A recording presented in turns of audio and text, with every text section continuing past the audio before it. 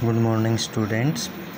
आज हमने कुछ गणित में रिवीजन के लिए क्वेश्चनों की वर्कशीट तैयार की है, जिसमें अलग अलग तरह के कुछ क्वेश्चन हैं। जैसे पहले नीचे दिए गए सवालों को हल करें। जैसे एक तो हम सीधे तरीके से जोड़ और घटा करते हैं, इसमें कुछ अलग है। जैसे कुछ संख्याओं की जगह या कुछ अंकों की जगह खाली जगह छूटी हुई है। जैसे 503 ऊपर लिखा हुआ है और 3 के नीचे जो यहाँ पर 204 है, इसके आगे कुछ अंक आएगा, उसकी जगह छूटी हुई है। तो 3 है, 3 में से क्या घटाया जाए कि नीचे 8 बचे। 3 में से 8 सीधा तो हम नहीं घटा सकते, तो यहाँ पर कितना हासिल लेंगे। जब 13 बनेगा तो अब देखो कि 13 में से कितना घटाएं कि 8 बचे। तो 13 में से हम जब 5 घटाते हैं तब 8 बचता है, तो यहाँ पर हम 5 लिख सकते हैं। लेकिन ये जोड़ का है। इसी तरह 3 में क्या जोड़ें कि 8 बने। तो 3 में हम 8 में से 3 घटा कर देख सकते हैं, आंसर 5 होगा। तो 3 में जब हम 5 जोड़ेंगे तब इसका उत्तर 8 आएगा। इसी तरह ऊपर है 0 और नीचे है 4। 0 और 4 को जोड़ेंगे तो उत्तर 4 ही होगा। फिर 5 और 2 को जोड़ेंगे तो क्या आएगा, 7 आएगा। फिर 9 और 7 को जोड़कर यहाँ लिखें, कितना आता है। 9 से आगे की नहीं, 7 16, 16 का 6 लिखेंगे, हासिल 1 होगी। और 3 में क्या जोड़ें कि 8 आए और एक पीछे वाले हासिल भी है।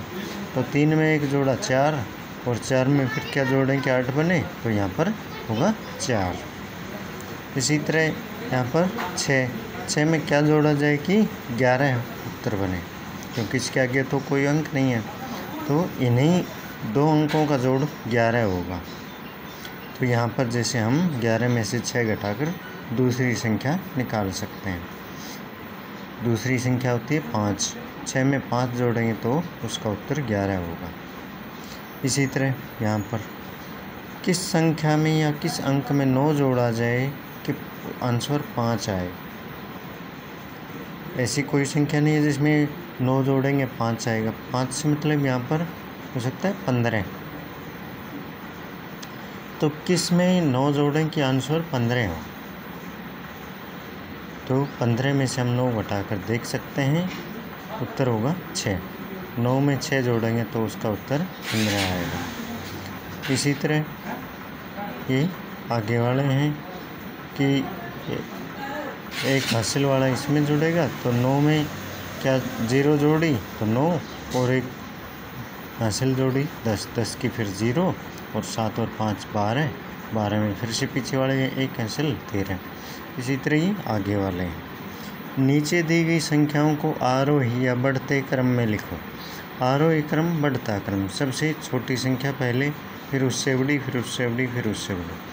कुछ संख्याएं जैसे 56, 106 या 106, 79 जिसे हम 79 बोलते हैं इंग्लिश में, 42, 138, 260, 130 और 177।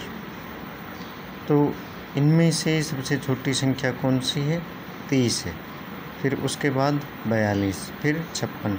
इस तरह हम बढ़ते क्रम में लिखेंगे। लास्ट में जो सबसे बड़ी संख्या है 260 ये आएगी। नीचे दी गई संख्याओं को अवरोही घटते क्रम में लिखो।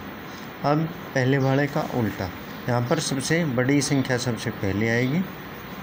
तो सबसे बड़ी संख्या इसमें देखेंगे 340, बाकी किसी में 300 नहीं है, 200 है, 100 या बिल्कुल इकाई और दहाई। पहले 340, फिर 263, फिर 194, फिर 145। इसी तरह घटती हुई संख्याओं को लिखेंगे। नीचे दी गई संख्याओं को विस्तारित रूप में लिखो। नीचे जो संख्याएं दी हैं इनको विस्तारित, इनको फैलाकर लिखना है।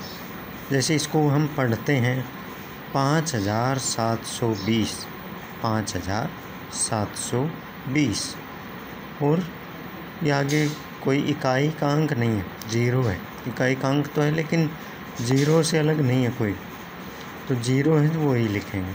5000 या 5 के आगे कितने अंक हैं उतनी शून्य होगी, या 7 के आगे कितने अंक हैं उतनी शून्य, या फिर ये जो अंक जिस नंबर पर है, जैसे हम इसको पढ़ें इकाई, दहाई, सैकड़ा, हज़ार, तो 5000। इसी तरह इसमें 4369, 4369 कितना होता है, 60 और 9, 60 और 9 लग करके लिखेंगे।